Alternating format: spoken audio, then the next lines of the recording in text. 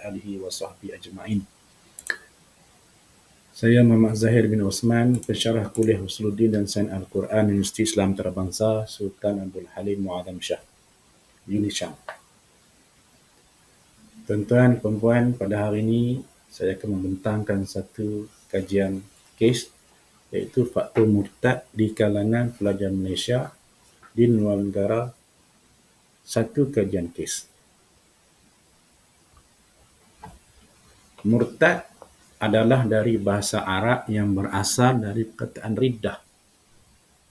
Kamus bahasa Arab menjelaskan bahawa riddah bermakna kembali daripada sesuatu kepada selainnya. Dari sudut syarak, ialah seorang Muslim mukallaf yang keluar daripada agama Islam sama ada dengan kepercayaan, perkataan, perbuatan dengan kehendaknya sendiri. Pembahagian murtad. Murtad namun menyembunyikannya, murtad dan menzahirkannya, murtad dan menzahirkannya serta menyerang Islam dengannya. Kategori pertama, orang murtad namun menyembunyikannya sehingga tiada siapa yang mengetahui kecuali ahli keluarga dan rakan-rakan terdekat.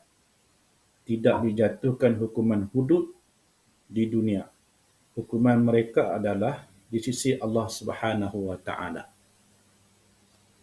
Orang murtad dari kategori ini sering disebut berulang kali oleh Allah Subhanahu wa taala antara firman-Nya, "Wa may yartadid minkum 'an dinihi fayamut wa huwa kafir fa ulaika habitat a'maluhum fid dunya wal akhirah wa ulaika ashabun nar hum fiha khalidun." Al-Baqarah ayat 217. Dan sesiapa di antara kamu yang murtad dari agamanya lalu dia mati sedang dia tetap kafir, maka orang-orang yang demikian rosak binasalah amal usahanya di dunia dan di akhirat. Dan mereka itulah ahli neraka, kekal mereka di dalamnya. Syekh Yusuf Al-Qaradawi menjelaskan Islam tidak menjatuhkan hukuman bunuh atas orang yang murtad yang tidak menghebahkan murtadnya dan tidak menyeru orang lain agar murtad sepertinya. Islam membiarkannya agar menerima balasannya di akhirat kelak jika dia mati dalam kekafirannya itu. Kedua, orang yang murtad dan menzahirkannya dengan apa cara sekalipun, seperti media cetak, media elektronik, internet, SMS, dan sebagainya, maka dia dijatuhkan hukuman bunuh setelah terlebih dahulu diberi tempoh dan diajak untuk bertaubat. Rasulullah bersabda, "Man baddala dinahu faqtuluh." Sesiapa yang menukar agamanya, maka bunuhlah dia. Adapun permintaan taubat, perbincangan di kalangan para ilmuwan terbahagi kepada 5. Yang pertama, wajib meminta orang murtad untuk bertaubat. Yang kedua, dianjurkan meminta orang murtad untuk bertaubat. Yang ketiga, harus meminta orang murtad untuk bertaubat. Yang keempat, wajib meminta taubat kepada orang yang asalnya kafir, kemudian memeluk Islam, kemudian murtad.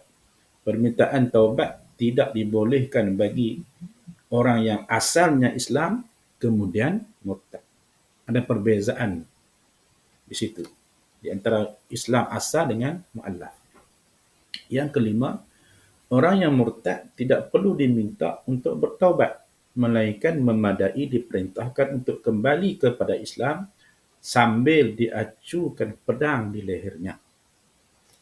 Kategori yang ketiga, orang yang murtad dan menzahirkannya serta menyerang Islam dengan apa cara sekalipun, sama ada dengan menggunakan senjata, pena, lisan, pemikiran, serta menggunakan bantuan orang bukan Islam dan munafik, maka mereka ditangkap dan dibunuh serta merta tanpa diberi tempoh dan diajak untuk bertaubat.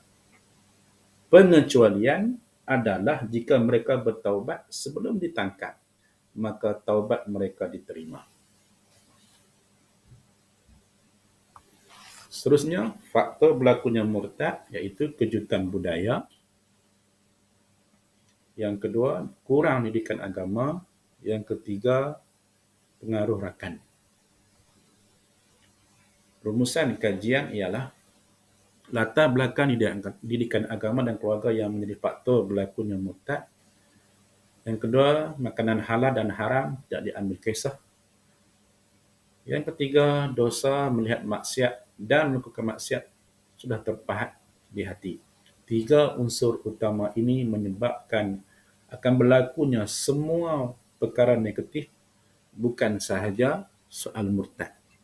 Inilah faktor utama yang perlu dijaga. 3 unsur ini perlu dijaga agar kita tidak terjebak dengan perkara-perkara yang tidak diingini. Selain itu, pencetus yang utama juga ialah apabila rakan lain murtad dan hubungan tersebut semakin rapat di antara mereka, sekaligus menyebabkan corak pemikiran mula berubah. Cadangan, fokus kepada pemilihan, mulakan dengan perhubungan yang baik, kasih sayang, terima tanpa syarat, fokus kepada akidah dan juga amalan wajib, dan memahami serta mengakui bahawa proses penghijrahan memerlukan masa yang panjang. Sebagai penutup, sekali lagi saya tegaskan, didikan agama, keluarga dan juga rakan sebaya memainkan peranan yang penting dan benteng yang paling kukuh untuk kita menghadapi sebarang masalah dan musibah mendatang.